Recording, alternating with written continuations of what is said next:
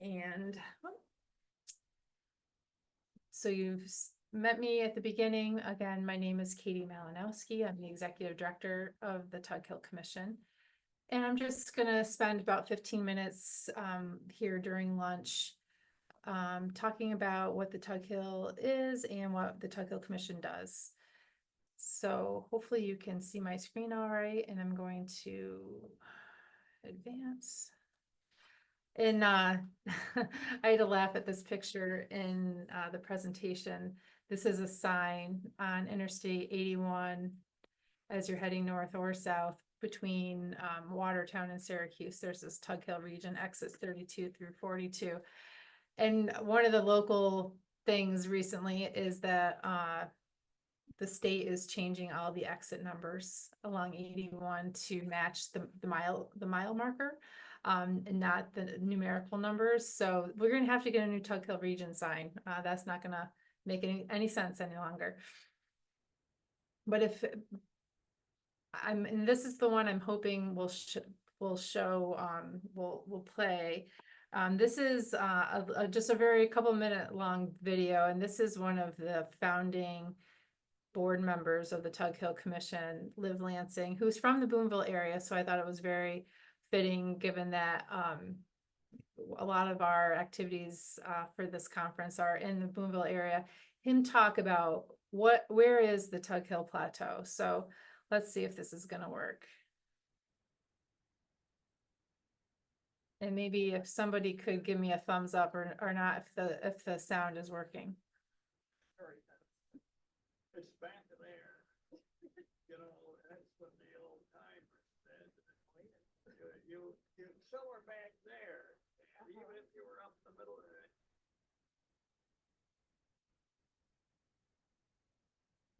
Halfway, 3/4 of the way up the hill, it was always just a little further on.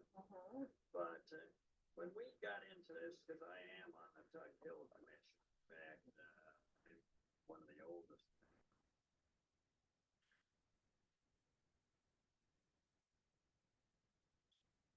Self-and-take marks for original appointees. We're still sticking it out. I perhaps should be off of it now. Because, you know, I haven't had time to go to some recent meetings, and there seems to be so many things to do, but it's been an enjoyable job. But we approached it at the start by saying, well, yes, we know where the core of Tug Hill is, like, you know, the core towns,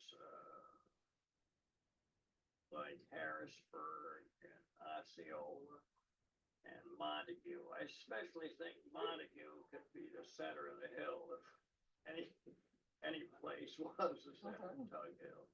But anyhow, it's not only Tug Hill by the land mass, but we also looked at soil types, which were continuous, and we looked at the type of forest that was there, and that was continuous. And so we brought it right down to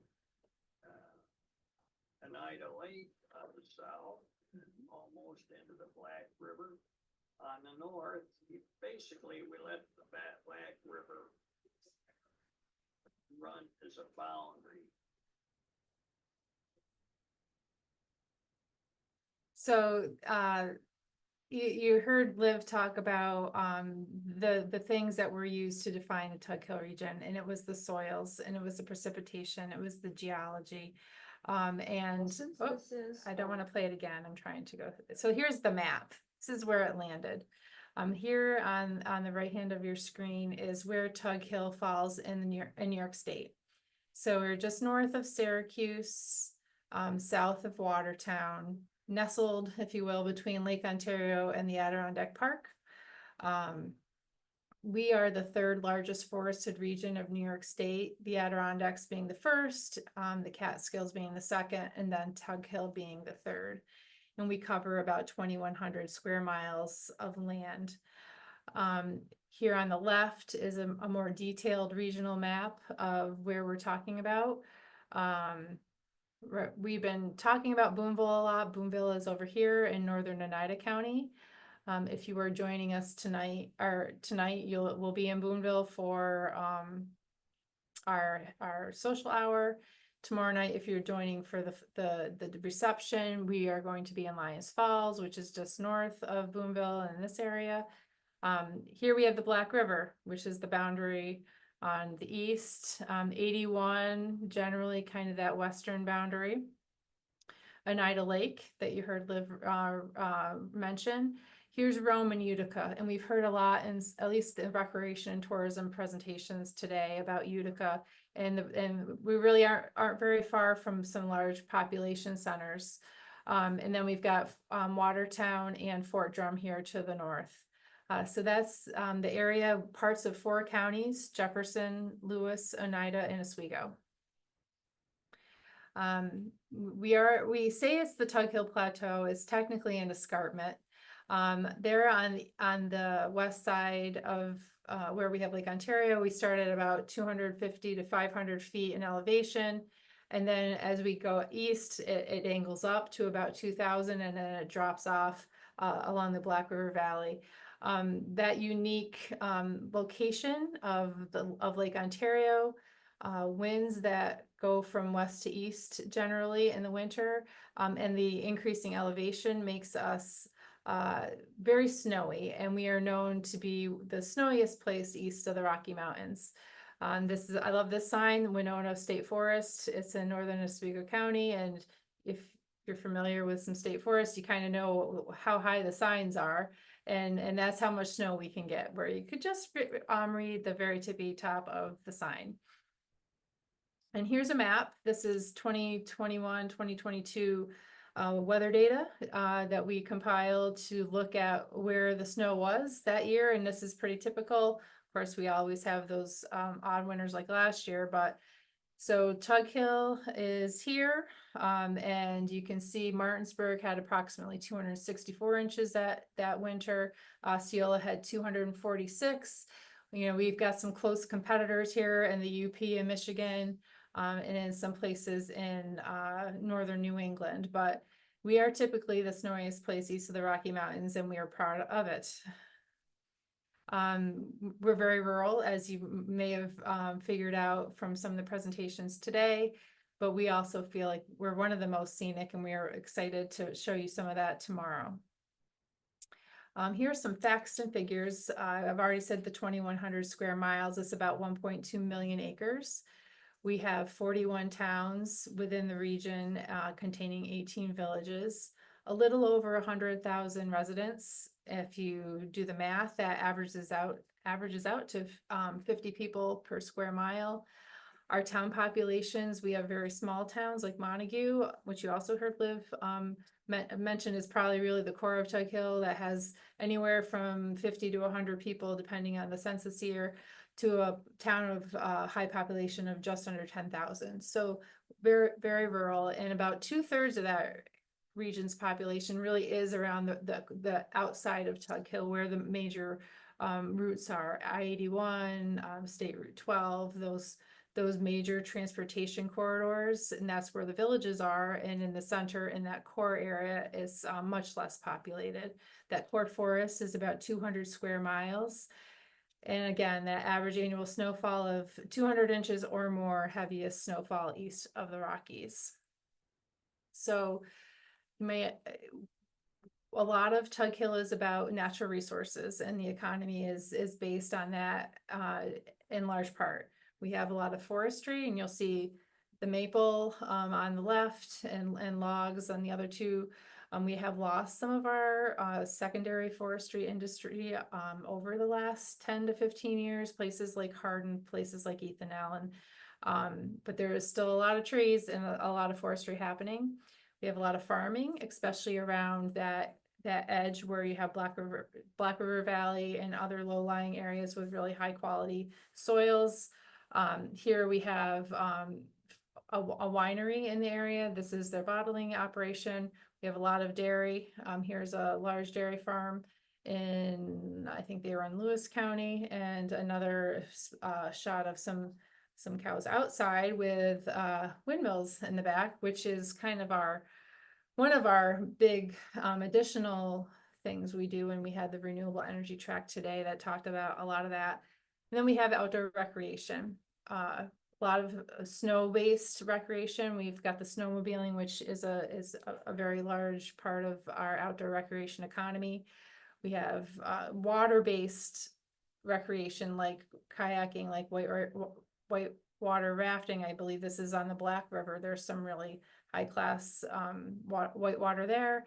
We have fishing. This is a picture of the Salmon River, which flows through Pulaski into Lake Ontario. And if you went out there today, it would probably look a lot like that.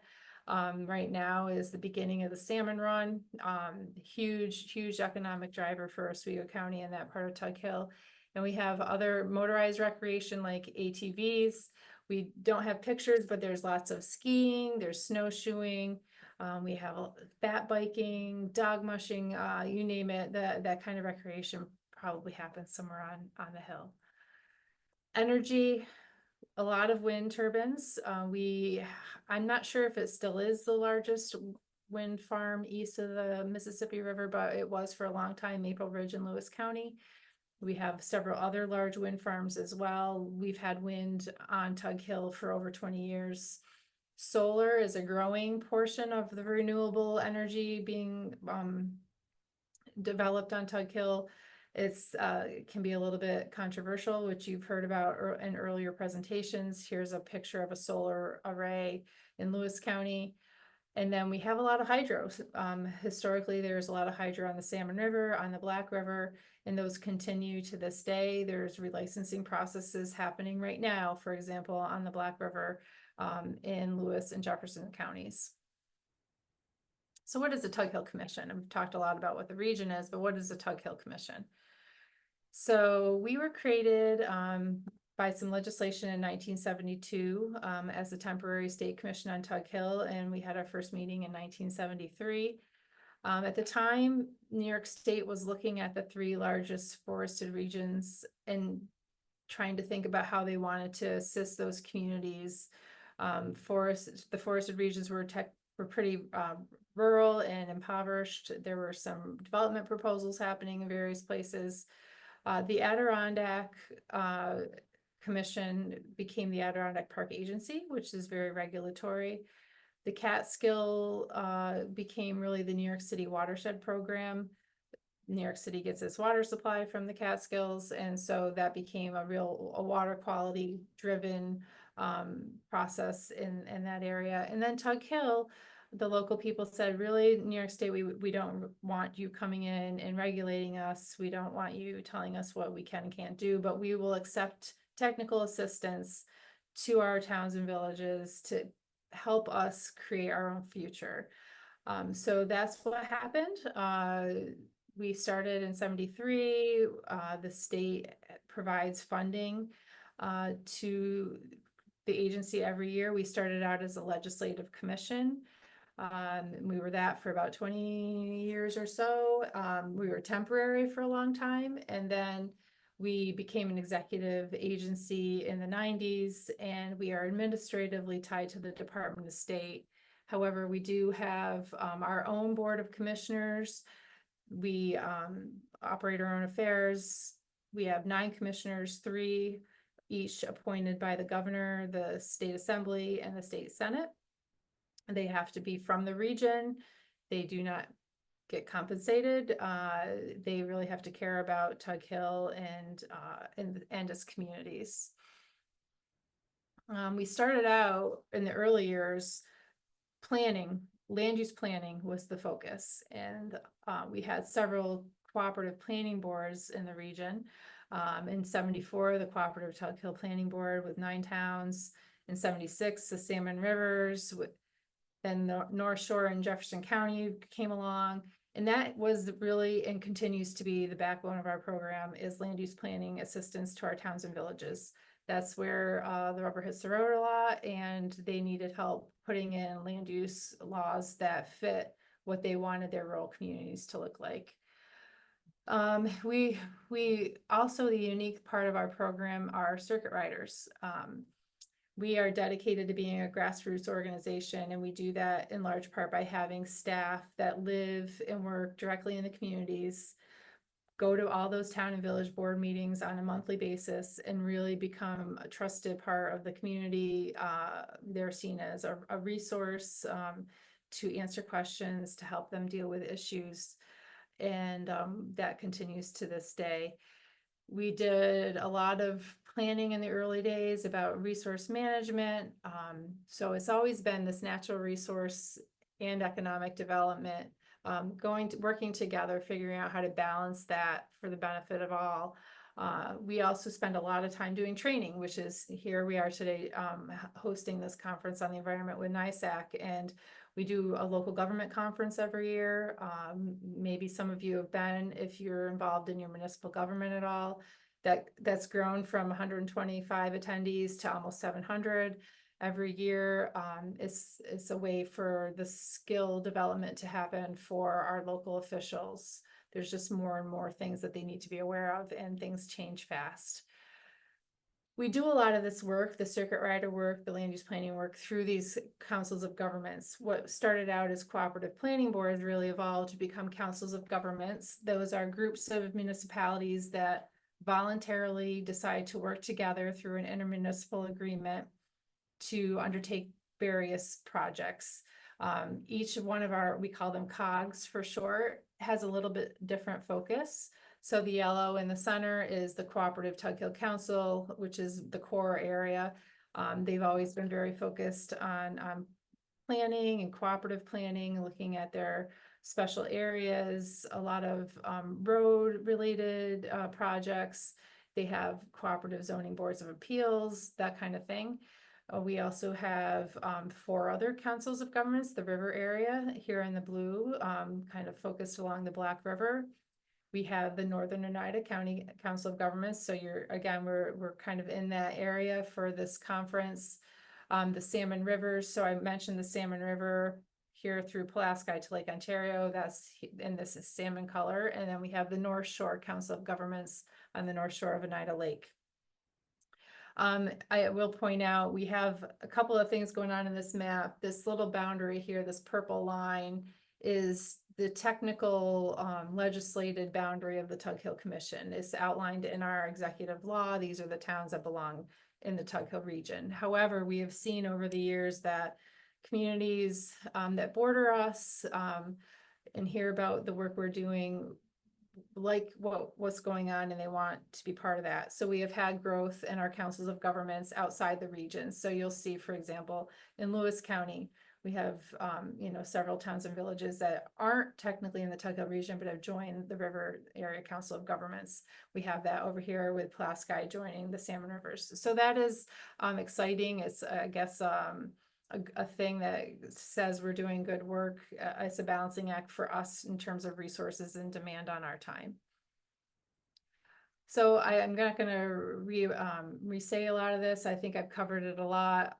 No regulatory authority, grassroots, locally driven. That's one of the key takeaways. We have staff, and we provide assistance to those local governments and nonprofits. We don't just work with municipalities, a lot of nonprofits. We have a lot of partner agencies, both at the county, state level, that we work with very regularly. It's a lot about relationships and knowing people and knowing where to go for questions and answers. We focus primarily on land use planning, natural resources management, community development, and that local official training that I mentioned. And a lot of that is delivered through the councils of governments and our circuit riders. If you want to learn more, tughill.org, there's all kinds of information on here that I won't go into, but there's drop downs on all these tabs. We do issue and technical papers that you can find on a variety of topics. We have constant training workshops that we're offering. You can find here more information about our councils of governments, some topical resources here, calendars. If you ever wanted to come to one of our board meetings, they're open to the public. And with that, here's a shot of Salmon River Falls, which you're not going to see this time because that's over in Oswego County. But thank you very much, and I'm happy to try to answer any questions anyone might have. And I'm sure you're also all wanting to eat your lunch. So please type in the chat or unmute if you have a question.